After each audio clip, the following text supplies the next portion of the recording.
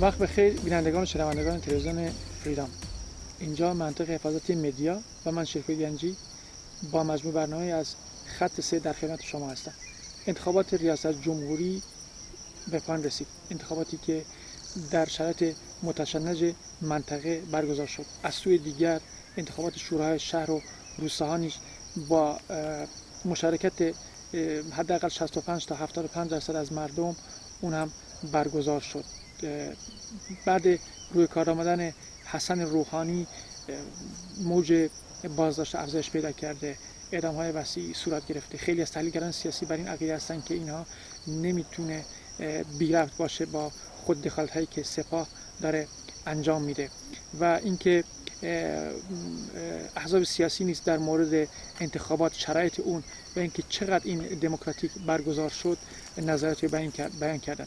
از جمله حزب اتحاد آزاد کردستان پژاک در این مورد نقش راهی را منتشر کرده بود. برای همین ما دعوت کردیم از جناب آقای باران بریتان از اعضای مجلس حزب اتحاد آزاد کردستان به خاطر اینکه بتونیم بحث و تحلیلاتی رو داشته باشیم در مورد موضوعات این برنامه. آقای بریتان خیلی خوش اومدید به برنامه ما. ممنونم، متشکرم از اینکه این وقت رو در اختیار من قرار دادید. عرض سلام و ادب دارم خدمت بینندگان تلویزیون فریدام. برای سال نخست، یعنی همطور که در محافل داخلی هم اومده بود، حسن روحانی با 23 میلیون رأی مردم به ریاست جمهوری برگزیده شد. از سوی دیگه حتی طیف وسیع اصلاح طلبها هم تونستن کرسی های شوراها و اینکه شهرداری ها رو به عهده بگیرن.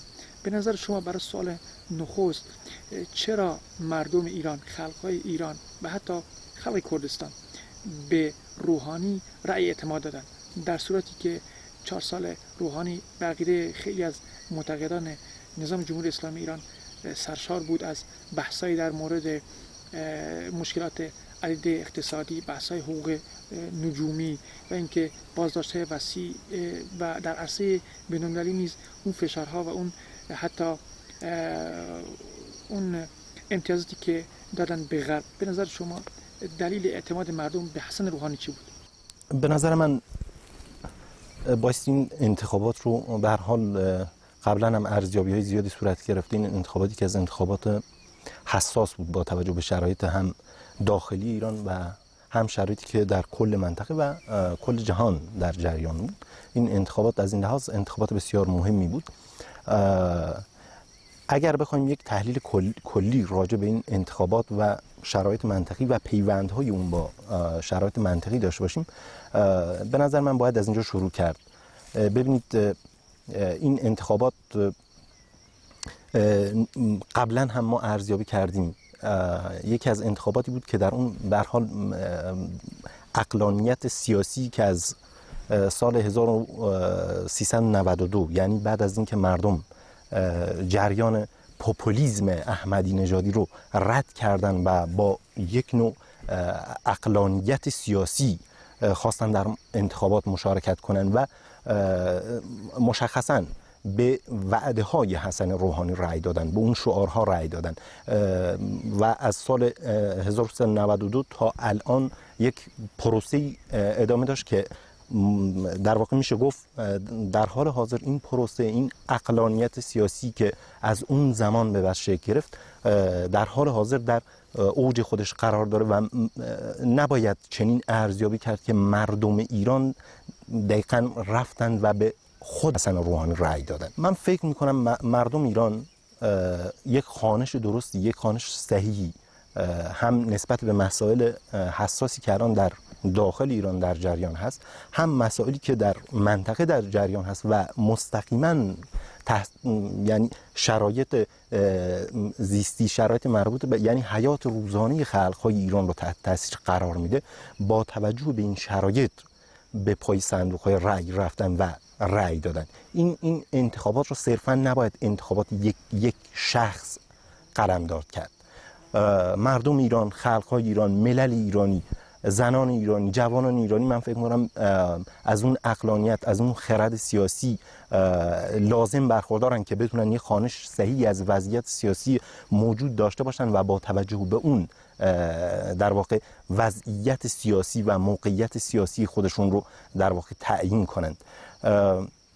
یک سری وعده ها داده شد در طول 4 سال گذشته که با توجه به تحلیلاتی هم که صورت گرفته و همه ما هم از اون آگاه هستیم، مطلع هستیم، 1% این وعده ها، 1% این شعارهایی که در طول 4 سال گذشته در واقع شخص حسن روحانی داده بود، با توجه حالا به موانع قانونی، موانع فراقانونی که پیش روی هم حسن روحانی هم کابینه ایشون قرار داشت، نتونست اونها رو در واقع اجرایی کنه و الان هم با یک سری وعده ها سر کار اومد. این که آقای حسن روحانی چقدر این قدرت، این توانایی رو دارن که بتونن اون وعده هایی رو که دادن اجرایش کنن، عملیاتیش کنن، این خودش جای بحث داره. ولی به نظر من باید در واقع یک تابلوی کلی از شرایط منطقه داشت و در این تابلوی کلی وضعیت ایران رو تحلیل کرد و با توجه به اون در واقع انتخابات رو ارزیابی کرد. شرایط در منطقه شما هم در ابتدای برنامه‌تون اشاره کردید،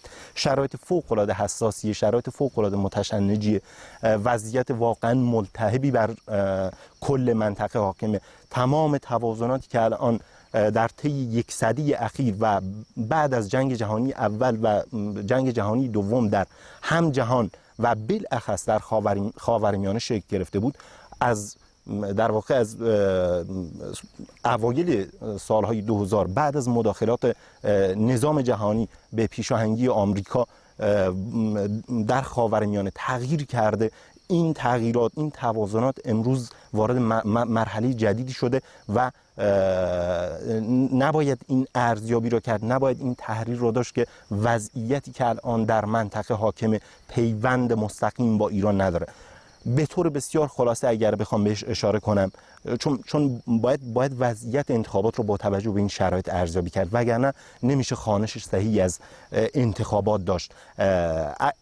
اگر بخوایم خیلی یعنی خلاصه وار بهش اشاره کنیم، ببینید از بعد از فروپاشی اتحاد جماهیر شوروی، بعد از اینکه این نظام فرو پاشید، مداخلات مستقیمی از توی نظام جهانی به رهبریت ناتو و در رأس اون آمریکا صورت گرفت. جنگ اول خلیج صورت گرفت، جنگ دوم خلیج بعد از حمله به عراق صورت گرفت، مداخله در افغانستان صورت گرفت و تمامی این مداخلات امروز به مرکزیت سوریه به اوج خودش رسیده و وضعیتی که الان در هم خاورمیانه و مرکز اون یعنی سوریه در جریان هست، از چنان پتانسیلی برخوردار هست که میتونه دقیقاً به در واقع مانند اون شرایط حاکم بر جهان در اوایل سده 20، یعنی به خصوص بعد از 1914 و آغاز جنگ جهانی اول و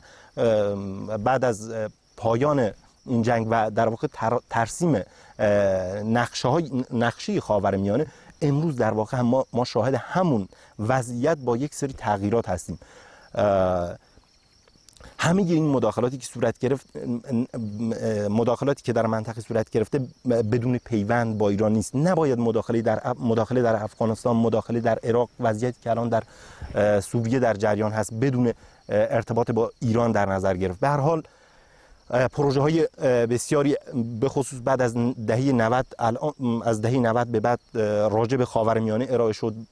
نظم نوین جهانی، پروژه خاورمیانه بزرگ و الان هم پروژه تحول یافته خاورمیانه که تداوم و تکامل همون پروژه هاست از سوی نیروهای نظامی در جریان هست. میخوان منطقه رو در واقع باز ترسیم کنن. نقشه های خاورمیانه در حال تغییر هست. ایران نمیتونه به هیچ وجه خودش رو فارغ و جدای از این وضعیت بدونه. به نظر من مردم ایران، ملل ایران، جوانان ایران، خلق‌های ایران یک خوانشی از این وضعیت دارن. مردم ایران به هیچ وجه خواهان این نیستن و این کاملا هم عقلانی و منطبق با خرد سیاسی که به هیچ وجه هیچ کس خواهان اون نیست که شرایطی رو که الان در عراق حاکم هست، شرایطی رو که الان در افغانستان حاکم هست، شرایطی رو که بالاخص در سوریه حاکم هست و پیوند بسیار مستقیم با ایران رو داره، مردم ایران به هیچ وجه خواستار اون نیستن که چنین شرایطی در ایران هم روی بده. نکته اساسی اینه که نباید رأی دادن و پای صندوق رفتن مردم ایران و ملل ایران رو در واقع این حساب رو ازش داشت که صرفا مردم رفتن و به حسن روحانی رأی دادن و تمام اون چیزایی رو که ایشون گفتن در واقع کل گفتمان سیاسی ایشون رو قبول دارن. نه، به این شکل نیست، چون این تحلیل میتونه تحلیل بسیار ناقصی باشه. مردم ایران خواهان تغییر هستن، مردم ایران میخوان دموکراتیزاسیون واقعی در ایران حاکم بشه.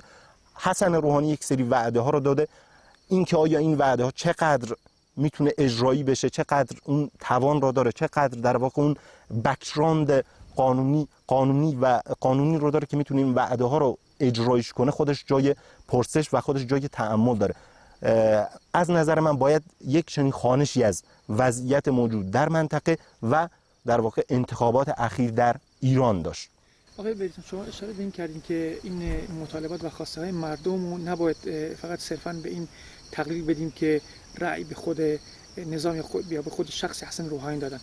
سوال اینجاست، الان حسن روحانی 23 میلیون یعنی رأی داره، یعنی در عرصه داخلی جولان میده و مدام اینو به رخ خود حاکمیت میکشونه. آیا واقعا حسن روحانی چقدر میتونه یا میخواد این مطالبات و خواستهای مردم و اون انباشت مطالب مردم رو که شما به عنوان پژواک به این اشاره کردید چقدر میتونه در خود جامعه ایرانی و در خود خلق ایرانی جامعه عمل بپوشونه و اینکه موانع پیش روی این چی میتونه باشه؟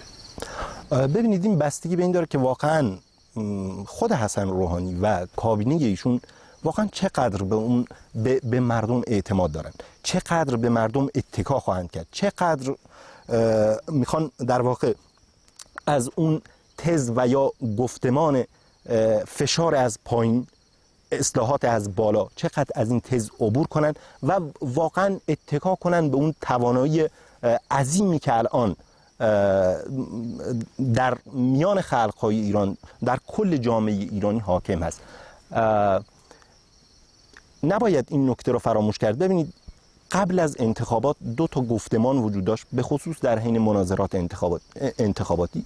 یکی از این گفتمان ها که در واقع محوریتش رو شخص رئیسی بر عهده داشت، گفتمان اصولگرایی، گفتمان فوندامنتال بود که با نوعی حافظ زدایی، با این نگاه که با نوعی نگاه که انگار در طی 38 سال گذشته در ایران چیزی روی نداده، در ایران اعدامی صورت نگرفته، در ایران حقوق حقیقی خلق‌های ایران پایمال نشده، انگار هیچ تجربی وجود نداشته. با این گفتمان خواستن در واقع انتخابات رو جهت‌دهی کنن. به هر حال به هر دلیلی انتخاب نشدن.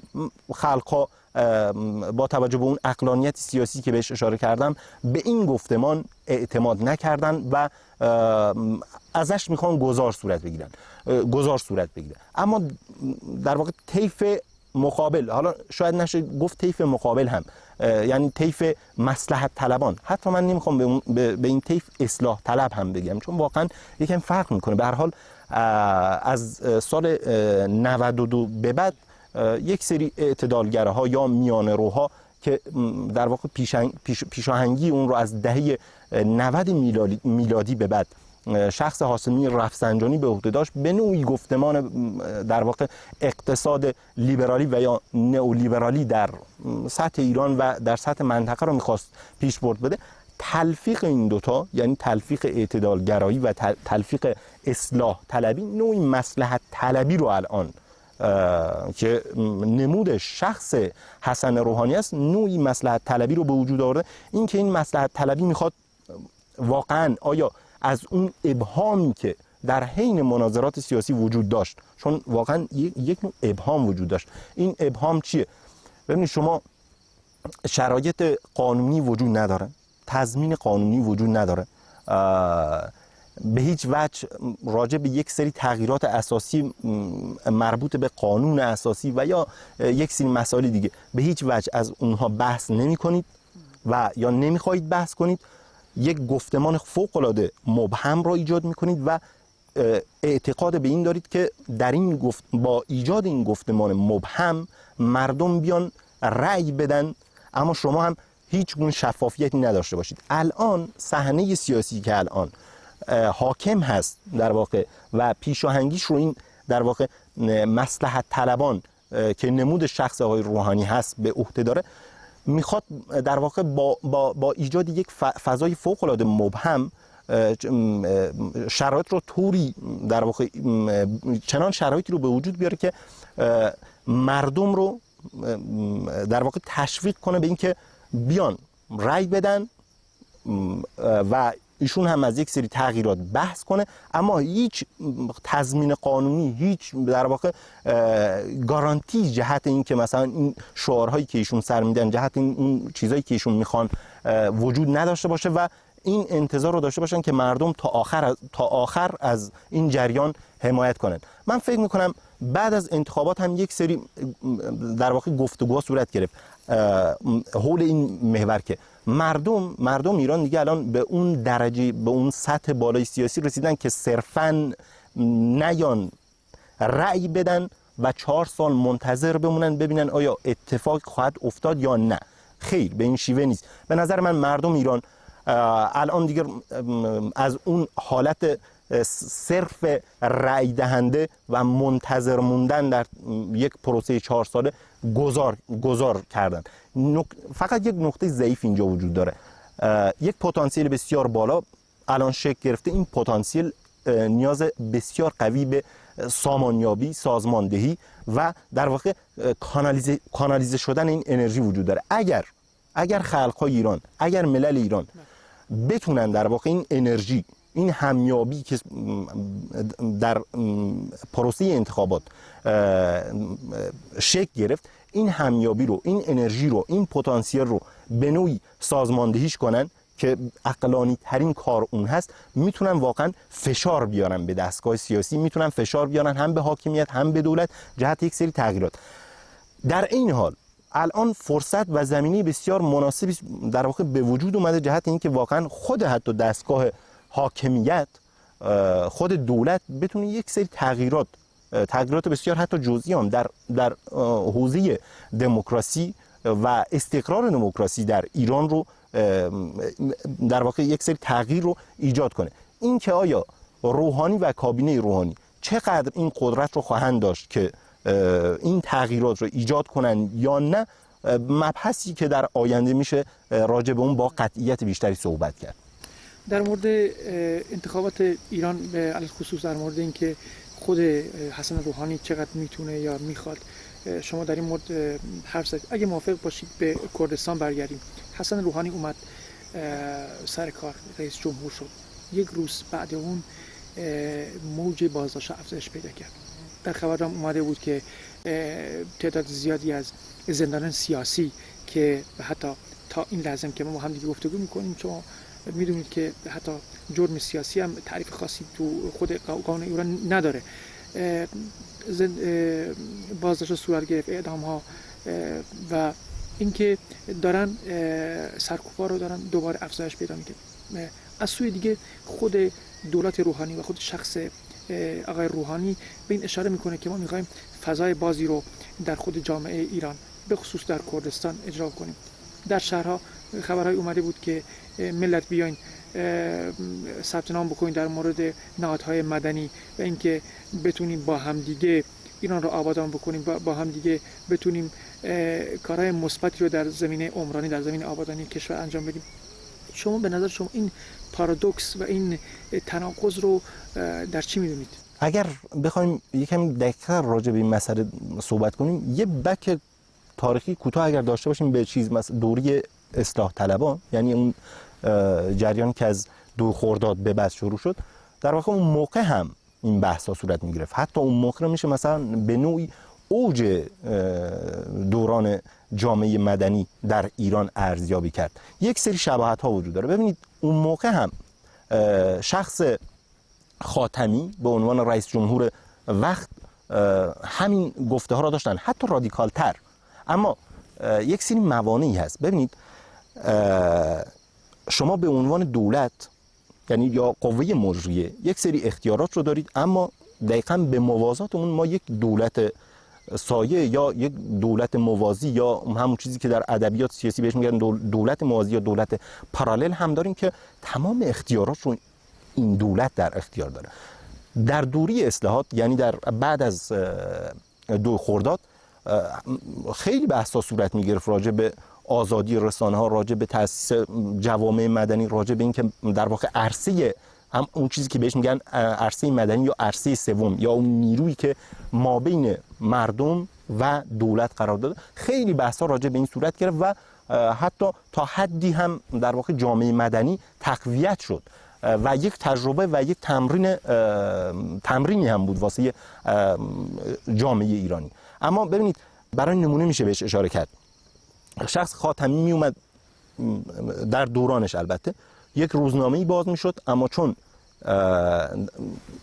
اختیارات در داخل یک نیروی دیگه تمام اختیارات رو در دست داشت، روز بعد می اومد همون روزنامه رو مثلا توقیف میکرد، یا یک مجله‌ای باز میشد همون روز بعد می اومدن اگر مطابق با مطالبات و خواسته ها و گفتمان اونها نمی بود تعطیلش میکردن. یا جامعه مدنی اگر یک جامعه در واقع سازمان های جامعه مدنی اگر مطابق با خواسته ها، مطابق با گفتمان اصولگرایی و یا تندروی که ازش بحث میشه اگر مطابق با اون نبود، روز بعد اون رو تعطیل کردن، چون در واقع تضمین قانونی وجود نداشت اون موقع هم، چون دولت در واقع صرفا یک نیروی، خود خاتمی هم یک دفعه بهش اشاره کرده بود، اون موقع فقط نقش یک تدارکچی رو در واقع داشت ایفا میکرد. الان هم در واقع اون خطر وجود داره. چه گارانتی، چه تضمین قانونی وجود داره اگر شما بیایید و زمینه رو جهت در واقع تأسیس جوامع مدنی که یکی از در واقع ارکان اساسی دموکراسی به شمار میره، چه تضمینی وجود داره اگر شما اون اختیار رو بدید به مردم، فقط روز بعد یک نیروی دیگه نیاد و این رو در واقع از میان بر نداره؟ یا شما مثلا اجازه بدید که در واقع مدیا یا رسانه به عنوان یکی از اساسی ترین ارکان دموکراسی آزادانه در واقع در ایران شکل بگیره، اما روز بعد یک نیروی دیگه ای نیاد اون رو در واقع توقیف نکنه. این تضمین وجود نداره. روحانی و دستگاهش باید در واقع یکم راجع به این مسئله فکر کنن. صرفا نمیشه راجع به این مانور داد بحث کرد. شما اشاره کردید، ببینید هنوز چند روز از روی کار اومدن روحانی نگذشته، ما شاهد واقعا موجی از دستگیری ها، اعدام ها و به خصوص در کردستان هستیم. یک سری عملیات های نظامی حتی در مناطق مرزی به خصوص در کردستان در حال روی دادن هستن. اینا نشانه های خوبی نیستن. این نشانه ها رو میشه در واقع چه خوانشی ازش داشت؟ این که درسته روحانی شما انتخاب شدید، با 23 میلیون هم انتخاب شدید، ولی یه عده‌ای هستن قدرت رو در اختیار دارن که هیچ وقعی به این 23 میلیون رأی، به دموکراسی، به دموس، به مردم هیچ وقعی به این نمیدن. در واقع دارن این پیام رو میدن. حوزه سیاست داخلی، سیاست خارجی، سیاست منطقی، ما هستیم که راجع به اون تصمیم گیری میکنیم. شما صرفا یک نیروی اجرایی هستید. شما فقط میتونید شعار بدید و هیچ گونه قدرت اجرایی راجع به این مسائل نداشته باشید. ببینید مسائل مربوط به امنیت به خصوص مرزهای ایران، به خصوص امنیتی که در واقع اون سیاست امنیتی که در مناطق حاشیه‌ای، در کردستان، در سیستان و بلوچستان، در مناطق عرب نشین، در مناطق شمالی ایران، سیاست امنیتی مربوط به این مناطق به هیچ وجه در اختیار دولت نبوده و من فکر نمی کنم از این به بعد هم در اختیار دولت باشه. سیاست امنیتی که در این مناطق حاکمه، سیاستی که سپاه پاسداران، یعنی قدرتمندترین دستگاه سیاسی، نظامی، رانتی، هر چی حالا شما میخواید میشه بهش اضافه کنید، این سیاست در اختیار سپاه پاسداران هست. سیاست های مربوط به منطقه به خصوص الان اون هم در اختیار سپاه پاسداران و بازوی در واقع خارجی اون یا سپاه قدس قرار داره. دولت به هیچ وجه اختیار خاصی در این حوزه نداره. در واقع رویدادهای اخیر رو میشه در واقع این چنین ارزیابی ازش داشت که نوعی پیام بود هم به مردم ایران، من این پیام رو صرفا نمیگم این پیام به روحانی داده شده، یعنی مردم ایران شما رأی دادید ولی این رأی شما رأی چندان واسه ما چندان اهمیتی نداره. روحانی به شما رأی دادن، حتی 23 میلیون هم رأی دادن، ولی در نهایت امر اونی که تصمیم میگیره، اونی که سیاست گذاری میکنه، اونی که حرف آخر را میزنه ما هستیم. به این اشاره کردیم که خود روحانی علیرغم اینکه شاید بخواد تغییرات رو در خود حوزه‌های داخلی ایران انجام بده، حکومت موازی یا اونی که دولت در سایه یا دولت در دولت اشاره میکنن یا نمیذارن. خب سوال اینه نقش مردم در این مورد چیه؟ یعنی اون بحث جبر و اختیار پیش میاد. شما به عنوان پژواک در روزهای قبل نقش راهی رو منتشر کردیم در مورد این بحث از کمیسیون کردیم. حتی یکی از این کمیسیونی که من یادم باشه بحث از مدیریت بومی بود. خب این نقش مردم چی میشه؟ دولت میخواد، سپاه یا دولت در سایه نمیذاره. خب مردم در این وسط چیکار باید بکنن؟ ببینید، اولا باید این نکته رو هم فراموش نکرد. به هر حال انتخابات ریاست جمهوری و انتخابات شورای شهر و روستا در یک روز و به موازات همدیگه برگزار شدن. این که صحبت از این میشه که تقریبا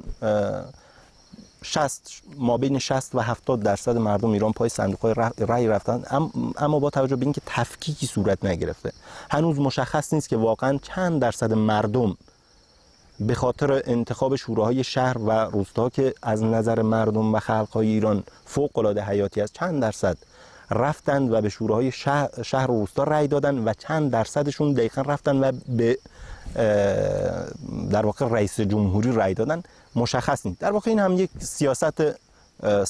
سیاستی که قبلا راجع بهش تصمیم گرفته شده، یه نوع مهندسی انتخاباتی است که دقیقاً مشخص نکنن. اولا این نکته رو نباید فراموش کرد. نکته اساسی دیگه که باید بهش اشاره کرد، ببینید در این انتخابات یکی از اساسی ترین و دغدغه اساسی خلق‌ها و ملل ایران در واقع اون با توجه به اون عقلانیت سیاسی که در ابتدای برنامه من بهش اشاره کردم، مدیریت بومی یا مدیریت لوکال و یا مدیریت مناطقی که مردم در واقع مستقیما سیاست‌های زیستی، سیاست‌های اقتصادی و غیره مربوط به حیات روزانه مردم اون مناطق رو تعیین می‌کنه. از این نظر در واقع این رو هم باید به عنوان یک پیام، به عنوان یک در واقع آگاهی که در میان مردم ایران شکل گرفته ارزیابی کرد که مردم ایران، خلق‌های ایران نسبت به سرنوشت بومی خودشون، در واقع نسبت به وضعیت بومی خودشون حساسیتشون فوق‌العاده بالاست. اولا از این نظر باید بهش نگاه کرد. دوما مسئله دیگه این هست، آیا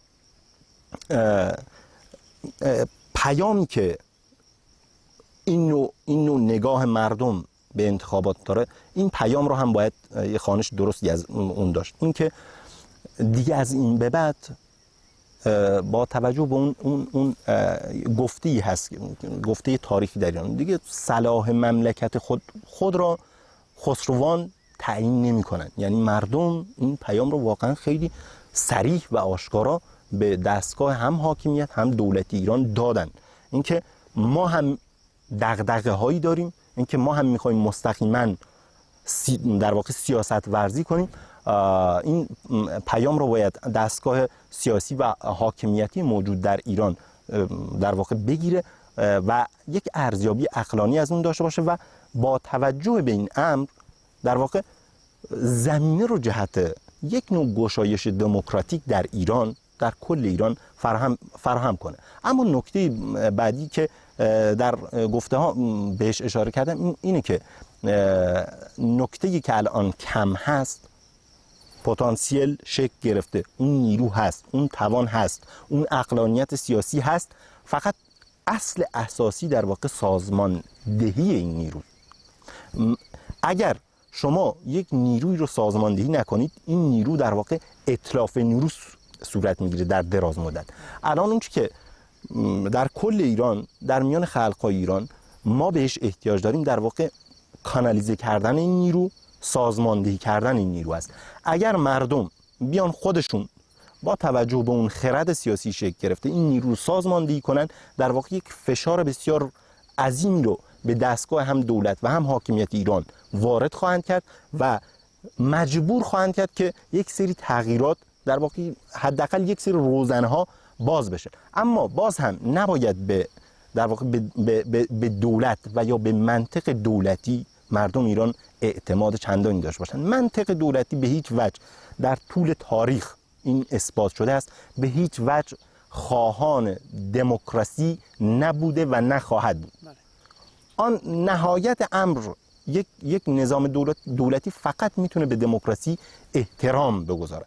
اما اگر مردم بیان خودشون رو سازماندهی کنن، این فشار رو وارد کنن به نظام دولت، به منطق دولت، به اون ذهنیت دولت، این امکان که در واقع اون پتانسیلی که الان بعد از انتخابات هم در میان مردم شکل گرفته، اون پتانسیل این قدرت فوق العاده بالا رو داره که بتونه اون در واقع به دموکراتیزاسیون یا استقرار دموکراسی در ایران کمک کنه. و به نظر من هم در واقع عقلانی ترین کاری که الان دستگاه سیاسی ایران میتونه با توجه به شرایطی که در کل منطقه حاکم هست، عقلانی ترین کاری رو که میتونه انجام بده در واقع یک نوع گشایش دموکراتیک هست. این گشایش دموکراتیک میتونه واقعا ایران رو از ورطه اضمحلال در نظام جهانی و به نوعی از اون تشنج و التهابی که در منطقه حاکم هست دور نگه داره.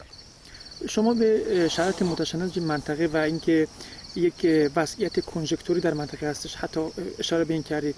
بعد روی کار آمدن ترامپ بالاخره این نمیتونه یعنی بی ربط باشه به خود سیاست داخلی و حتی سیاست خارجی ایران. اولین مقصدی که ترامپ انتخاب کرد عربستان سعودی بود. عربستان سعودی که الان اوضاع خوبی حتی در روابط دیپلماتیک با ایران نداره، الخصوص بعد مرگ رفسنجانی این اوضاع متشنج‌تر شده. و اینکه حتی این هم در نظر بگیریم خود آقای ترامپ به این اشاره کرده بود که اعتقادات زیادی رو بر روی خود مسلمانان انجام داده بود. به نظر شما این مداخلاتی که احساس میشه در حوزه خارجی بر روی ایران صورت میگیره تا چقدر میتونه واقعی باشه؟ و اینکه در خود محافل سیاسی هم بحث از این شده که خود غرب و حتی آمریکا دارن با اپوزیسیون ایرانی هم دارن یه سری دیالوگای میکنن. به نظر شما این وضعیت چقدر میتونه بغرنج باشه برای خود حاکمیت سیاسی ایران و اینکه بتونه اون چیزی که شما میگید گذار دموکراتیک صورت بگیره چقدر اهمیت داره؟ در حال من امیدوارم که دستگاه حاکمیت، دستگاه دولتی که الان در ایران حاکم هست خوانش درستی از این وضعیت داشته باشه که به اون وضعیتی که در ابتدای برنامه هم بهش اشاره کردم، یعنی وضعیتی که الان در عراق و در سوریه و در افغانستان و پاکستان کل منطقه در واقع جریان هست، به اون وضعیت دچار نشه. من دغدغه ما در واقع این دستگاه حاکمیتی نیست، دغدغه ما خلق‌های ایرانه. ما به هیچ وجه نمی‌خوایم در واقع این فضای متشنجی که الان در منطقه حاکم هست بیاد و گریبان خلق‌های ایران رو بگیره. هزینه این بسیار بالاست. شما دو تا راهکار دارید، یا میتونید در واقع با یک گشایش دموکراتیک صد واقعا توانمندی رو در برابر این وضعیت ملتهب قرار بدید و در این حال به یک نیروی فوق‌العاده توانمند در کل منطقه تبدیل بشید، اما به شرط اینکه واقعا به دموکراسی احترام بگذارید. و یا برعکس، ببینید اشاره کردم اینکه آیا این مداخلات واقعی هستن یا واقعی نیستن، اصلا راجع به این نباید هیچ ترددی داشت. من گفتم مداخله‌ای در افغانستان، مداخله‌ای در عراق، مداخله‌ای در سوریه، ترافیک دیپلماتیکی که الان با محوریت کشورهای عربی اسلامی آمریکا داره، همه اینها رو باید به نوعی مداخله در ایران هم ارزیابی کرد.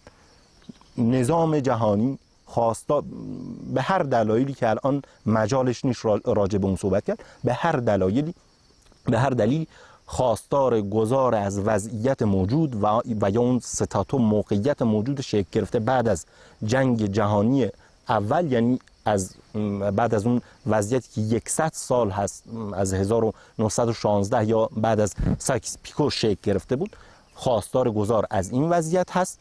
ایران هم نمیتونه جدای از این وضعیت باشه و مطمئناً یکی از نیروهایی، یعنی یکی از اساسی ترین نیروهایی که جهت تغییر مطابق با منافع نیروهای هژمون بایستی مداخله در اون صورت بگیره ایران هست. این ترافیک دیپلماتیک اخیری که الان با محوریت آمریکا عربستان در جریان هست، در واقع یکی از محورهاش مسئله ایران هست و خود ترامپ هم مشخصا بهش اشاره کرده. هدف اساسی این در واقع این ترافیک دیپلماتیک بدون شک فارغ از مسائل سوریه هم نیست. آنچه که میشه در واقع مشخصا بهش اشاره کرد، میخوان اون در برابر اون هلال شیعی که هم یا اون در واقع اون خط مقاومتی همیشه دستگاه سیاسی ایران از اون بحث میکنه، اون هلال سنی رو در منطقه توانمندتر کنن. به هر نحوی که شده میخوان دست ایران رو از سوریه، از یمن، حتی از افغانستان و بسیاری از جای منطقه کوتاه کنن. با کوتاه کردن دست ایران از منطقه در واقع اون دیزاینی رو که مطلوب نظام جهانی هست در منطقه اجرایش کنن و در قدم آخر مداخلات اساسی رو در ایران هم صورت بدن. این که آیا این مداخله به صورت نظامی خواهد بود و یا نه به شکل دیگه، یعنی با فشار سیاسی، اقتصادی، دیپلماتیک خواهد بود، به هر حال تغییر اجتناب ناپذیره. اگر مطابق با منافع نیروهای هژمون باشه، این تغییر در واقع این تغییر میتونه معناش اضمحلال نظام جمهوری اسلامی ایران و استحاله اون در نظام جهانی باشه، و یا روی دیگر سکه اینه که دستگاه حاکمیت دولت ایران به مطالبات، به خواستهای خلقهای ایران، به مطالبات ملل ایران احترام بگذاره و شرایط رو جهت دموکراتیزاسیون در ایران مهیا کنه و به نوعی در واقع دموکراتیزاسیون واقعی میتونه اساسی ترین واکسن باشه واسه ایران جهت اینکه واقعا به وضعیت متشنج منطقی دچار نشه. وقت زیاد نداریم. به عنوان آخرین سوال میخوام در مورد این بهش اشاره بکنیم. در روزهای قبل خبر از درگیری بین نیروهای هنگ مرزی ایران و اونی که نزدیک به سپاه پاسداران با خود نیروهای مدافع خلق موسوم به هپگ در ارتباط بود. رسانه‌های نزدیک به سپاه پاسداران و خود رژیم ایران شما رو به عنوان پژاک متهم میکنن که این درگیری رو انجام داده. حتی میگن که کشته و زخمی صورت گرفته. از سوی دیگه هپگ بیانیه صادر کرده و میگه که خود نیروهای هنگ مرزی به اونا یورش بردن و حتی خبر از شهادت ستن از نیروهای اونا میکنن. به نظر شما این درگیری ها در چه راستایی میتونه باشه؟ اونم درست بعد اینکه خود حسن روحانی بحث از این میکنه که ما نمیخوایم تنش ایجاد کنیم، ما نمیخوایم یعنی ما میخوایم منطقه عاری از خشونت داشته باشیم. به نظر شما اگه لطف کنید کوتاه جواب بدید این موضوع چیه و اینکه رسانه ها که میگن پژاک بوده، این واقعا چقدر میتونه باشه؟ ببینید الان این مسئله اصلا جای بحث نداره که در کل ایران کردها میتونن این پتانسیل رو دارند که بتونن به اساسی ترین نیروی تغییر و تحول دموکراتیک در ایران مبدل بشن. به همین دلیل هم به هر حال سیاست‌های امنیتی که در طول 38-40 سال اخیر در ایران وجود داشته، یکی از مراکز اساسی مربوط به این سیاست‌های امنیتی که نقش لابراتوار رو در یعنی حکم یک لابراتوار رو در حوزه سیاست‌های امنیتی ایفا کرده کردستان بوده. کردستان همیشه واسه نظام جمهوری اسلامی نقش رو داشته. سیاست‌های امنیتی در کردستان اجرا شدن، اگر به موفقیت رسیده باشه این سیاست‌ها در کل ایران پیاده شدن. این یک. از این نظر بایستی ایران هم به نقش ایران در واقع واقف هست. میدونید که الان در کل خاورمیانه به خصوص در سوریه و به محوریت روژاوای کردستان الان کردها اساسی ترین نقش رو در تغییر و تحول دموکراتیک در کل منطقه ایفا میکنن. این که ایران بیاد و ما رو متهم کنه به هر حال سیاستی که سالها از سوی ایران اتخاذ شده. ما به عنوان پژاک از 4مین کنگره به بعد و با بعد از تأسیس جامعه دموکراتیک و آزاد شرق کردستان نقش خودمون رو تعریف کردیم، یعنی باز تعریف کردیم. ما گفتیم ما به عنوان یک حزب سیاسی ایدئولوژیک، یعنی حزبی که خواهان در چارچوب سیاست دموکراتیک، در چارچوب سیاست ایجاد ملت دموکراتیک در ایران ایفای نقش خواهیم کرد. الان شما هم فکر باید مطلع باشید، خود نیروهای مدافع خلق اومد و در واقع به این مسئله به صورت رسمی اشاره کرده. اینکه آیا اونها اونجا چیکار دارن، اینکه حمله از طرف چه کسی صورت گرفته و یا نگرفته، شخصا دقیقاً از اون مطلع نیستم، ولی اصولاً در این منطقه با توجه به شناختی که از این منطقه داریم، اصولاً حملات از سوی ایران صورت میگیره. این حملات که الان هم صورت گرفته طبیعتاً جدای از هم شرایطی که الان در ایران حاکم هست و هم شرایطی که در منطقه به پیشاهنگی جنبش آزادیخواهی خلق کردستان در جریان هست فارغ، یعنی جدای از اون نیست، نباید جدای از اون ارزیابیش کرد. به هر حال نیروهای مدافع خلق کردستان نیروهایی هستن که در یک نقشی رو واسه خودشون تعریف کردن. از نظر اونها میتونن در هر جایی از کردستان حضور داشته باشن به عنوان نیروهای مدافع خلق. اینکه چرا در حال حاضر چنین در واقع درگیری صورت گرفته، اون رو هم نباید در واقع جدای از گفتایی که در حین برنامه بهش اشاره کردم، یعنی اینکه حتی سیاست‌های مربوط به کردها به عنوان اساسی ترین نیروی تغییر و تحول حتی در ایران، شخص روحانی، دستگاه اجرایی که الان روحانی در واقع سرپرستش رو به عهده داره، این هم یک پیام هست که آقای روحانی شما هم به عنوان کسی که میخواید در کردستان، اشاره هم کردید به اونجا هم اومدید و خواهان تغییر و تحول هم هستید، حداقل از نظر گفتاری، شما به هیچ وجه سیاست‌های مربوط به کردستان رو تعیین نمی‌کنید. سخن آخر مال ماست. ولی بسیار متشکرم باران بیتان، عضو مجلس هیئت آزاد کردستان پژاک، از اینکه دعوت ما رو پذیرفتید. من هم ممنونم. بله، بسیار متشکرم بینندگان و شنوندگان تلویزیون فریدام برای اینکه تا این لحظه از برنامه با ما بودید. تا برنامه دیگر، ایام بکن.